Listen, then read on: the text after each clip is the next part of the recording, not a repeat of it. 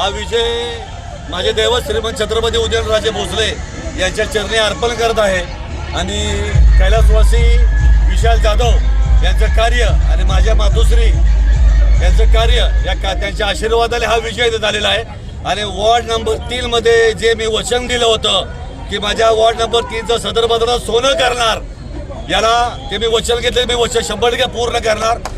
माझं वचन पूर्ण करण्यासाठी माझे दैवत श्रीमंत छत्रपती उदयनराजे भोसले यांचा आशीर्वाद माझ्याबरोबर आहे आणि मला मोलाची साथ मिळालेली आहे। आमचे खटावचे कोरेगाव खटावचे आमदार आहेत आदरणीय महेश शिंदे साहेब, त्यांनी मला खूप मदत केलेली आहे, त्यांचाही पाठिंबा आहे, तर त्यांचे मी आभार मानतो।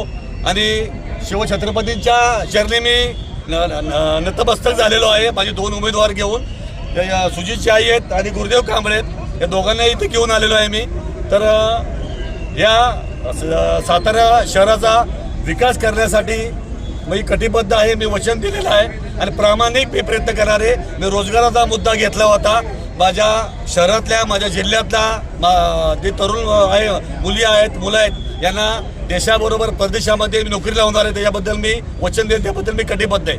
आणि हा विजय माझा नसून माझे दैवत श्रीमंत छत्रपती उदयनराजे भोसले यांचा आहे।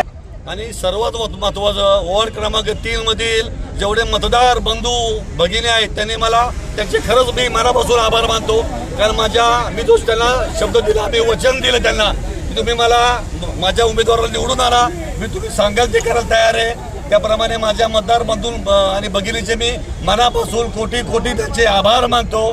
धन्यवाद। दादा, विरोधकांनी अनेक कुरवड्या केल्या मात्र आपल्या मतदारांनी आपल्याच माणसांना विजयी केले, त्याबद्दल काय सांगा? काय आहे, विरोधकांना मी आतापर्यंत त्याची किंमती धरलंच नव्हतं, त्यामुळे विजय आपलाच होता 100%। आणि जोपर्यंत माझे दैवत माझ्या बरोबर आहेत, माझे वॉर्ड क्रमांक 3 मधील माझे मतदार बंधू भगिनी माझ्या बरोबर आहेत, मला कोणाची गरज नाही। एकच वादा, सुशील दादा तुम आगे बढ़ो, हम तुम्हारे साथ हैं। कोण बोलणार आहे? मी गुरुदेव कांबळे। जनतेनं जो सुशीलदादांच्या शब्दावर विश्वास ठेवून जो चांगल्या पद्धतीने व्यवस्थित निकाल लावून दिला, हे त्यामुळे मी त्यांचे आभार मानतो। आणि सुशीलदादांनी माझ्यासारख्या सर्वसामान्य कुटुंबातल्या घरातल्या पोराला रस्त्यावर उतरून एक म्हणजे जवळचं हक्काचं पोरगं त्यासाठी त्यांनी जे केलं ते मी कधीच विसरू शकत नाही। तुमच्या डोळ्यात अश्रू दिसतात, त्याबद्दल काय सांगा? हे आनंद अश्रू आहेत आणि निष्ठेचं फळ काय असतं ते दादांमुळे मला कळलं। एकच वादा,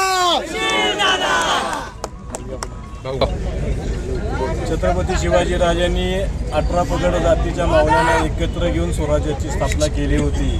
त्याच पद्धतीनं उदयनराजेंच्या माध्यमातून रक्षक प्रतिष्ठानची स्थापना करून आमचे सन्माननीय मित्र सुशीलदादा मोजर यांनी एक अतिसामान्य कुटुंबातल्या मुलाला म्हणजे 18 पगड जातीचे हे सगळे मावळे एकत्र करून अतिसामान्य कुटुंबातले 2 उमेदवार या ठिकाणी निवडून आणलेले आहेत। खऱ्या अर्थानं हा विजय हा छत्रपतींच्या आशीर्वादानं मिळवलेला, उदयनराजेंच्या आशीर्वादानं मिळवलेला विजय आहे। आणि तमाम इथल्या वार्ड क्रमांक 3च्या मतदार बंधू आणि भगिनींच्या या माध्यमातून हा विजय मिळालेला आहे। ज्या पद्धतीनं दादांनी सांगितलं की बेरोजगारीचा प्रश्न अत्यंत चांगल्या पद्धतीनं मी मिटवणार आहे। माझ्या मतदारसंघातला या वार्ड क्रमांक 3 मधला एकही जो मतदार असेल आणि जो बेरोजगार असेल त्या बेरोजगाराला चांगल्या पद्धतीची नोकरी देण्याचं आश्वासन दादांनी या ठिकाणी पाठीमागे निवडणुकीच्या प्रचाराच्या दरम्यान दिलं होतं।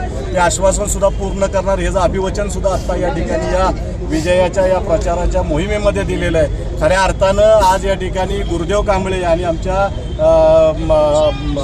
आईसाहेब या ठिकाणी या दोघंही चांगल्या मतानं निवडून आलेलं आहे आणि खऱ्या अर्थानं विरोधकांना या ठिकाणी एक चांगल्या पद्धतीचं आकाश दाखवलेलं आहे, एवढंच मी सांगेन। आणि पुन्हा एकदा मी सुशीलदादांचं मनपूर्वक अभिनंदन करतो आणि तमाम मतदार बंधू आणि भगिनींचा आभार मानतो।